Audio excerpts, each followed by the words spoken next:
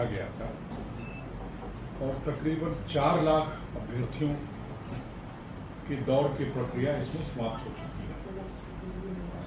उस 4 लाख अभ्यर्थियों की दौड़ की प्रक्रिया में एक्चुअल जो अटेंडेंस हुआ है, जिन लोगों ने एक्चुअल दौड़ में जिन लोगों ने हिस्सा लिया है, वो तकरीबन 1,87,704 है। तो ये 4 लाख तक के करीब रोल नंबर तक की दौड़ हुई है, और रोल नंबर नहीं, मतलब 4 लाख संख्या में दौड़ हुई। रोल नंबर काफ़ी पीछे हो सकता है, जिसमें 1,87,704 लोगों ने दौड़ में हिस्सा लिया है। और जो सफल हुए हैं दौड़ में और चेस्ट नापी के बाद जो उनका हरता था, वो 1,17,031 लोग अभी तक सफल हुए। अभी तकरीबन 1,13,14,000 की दौड़ अभी और बची हुई है।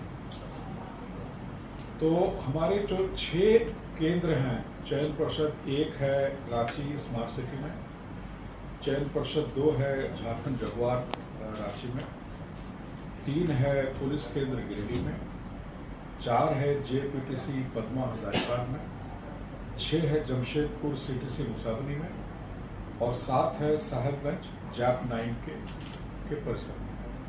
तो इन सब जगहों पर अब हम लोग जो 2 दिन का हमारा बचा हुआ था 3 और 4 का, ये हम लोग 10 तारीख से प्रारंभ करेंगे।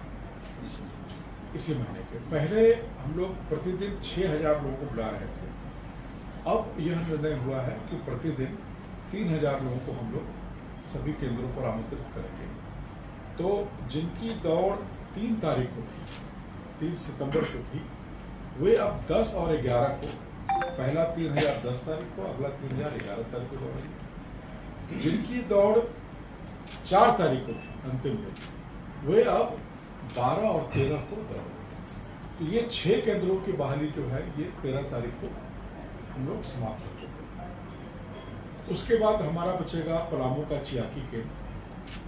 तो यह निर्णय लिया गया है कि पलामू के चियाकी केंद्र में जिन लोगों की दौड़ बची हुई है, उनकी दौड़ अब पलामू में नहीं करके उनको शेष जो 6 हमारे जगह हैं, उन 6 स्थलों पर उनको डिस्ट्रीब्यूट कर दिया जाएगा। तो ये चूँकि 14 से लेकर के 17 तक अवकाश है, उस बीच में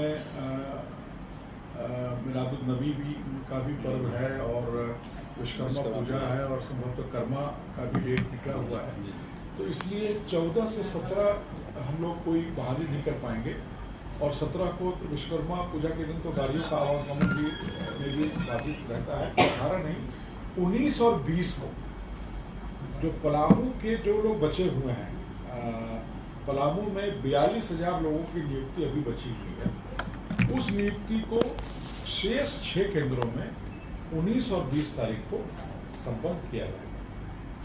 JSCC के द्वारा कल से लेकर परसों तक ये जो परिवर्तन हो रहा है डेट का और स्थल का, ये हम लोग कल से परसों तक उनका एडमिट कार्ड जो है, फ्रेश एडमिट कार्ड उनके साइट पर अपलोड हो जाएगा। तो जो अभ्यर्थी है वो एडमिट कार्ड अपना अपलोड कर सकते हो, उनको पता चल जाएगा कि किस तारीख को किस सेंटर पर पहुंचना है। इसमें 2-3 चीज और मैं बताना चाहूँगा कि हम लोगों का ये प्रयास होगा कि 8, सवा 8 के बाद हम लोग दौड़ नहीं करें। मतलब हम लोग 7, साढ़े 7 तक सारे जो अभ्यर्थी उस दिन, जिनको 10 तारीख को दौड़ना है, जिनको 11 को, जिस तिथि को जिनको दौड़ना है, हम लोग की अपेक्षा रहेगी। और हम लोग इस बात को प्रेस ब्रीफिंग में भी दे रहे हैं और नोटिस में भी सभी जगह देंगे कि वो लोग अभ्यर्थी 7, साढ़े 7 तक अपने केंद्र पर निश्चित 7 बजे तक पहुंच जाएं।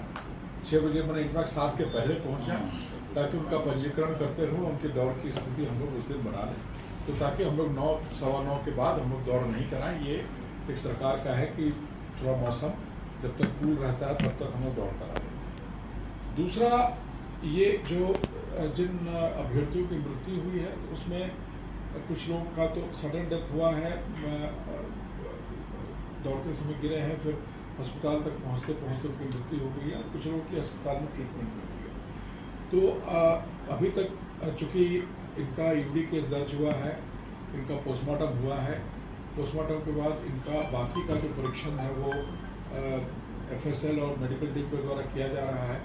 तो फाइनल रिजल्ट आने में थोड़ा समय लगेगा, लेकिन अनुमान ये है कि इसमें से काफ़ी लोगों की मृत्यु जो हुई है वो हार्ट अटैक से, हृदय गति रुकने की वजह से हुई है। अब ये हृदय गति जो रुकी है ये विभिन्न कारणों से हो सकती है। कई बार कोई लंबी बीमारी रही हो, किसी तरह का कोई लंग्स में इन्फेक्शन रहा हो, तो ऑक्सीजन की कमी और इन सब चीज़ों की कमी रहती है जिससे कि घटना घटती है। तो हम लोगों का ये आग्रह होगा सभी जो शेष जो अभी 1,14,000 अभ्यर्थियों का भी होना है, 4 लाख का हो चुका है, 1,14,000 अभ्यर्थियों का भी हमको टेस्ट कराना है।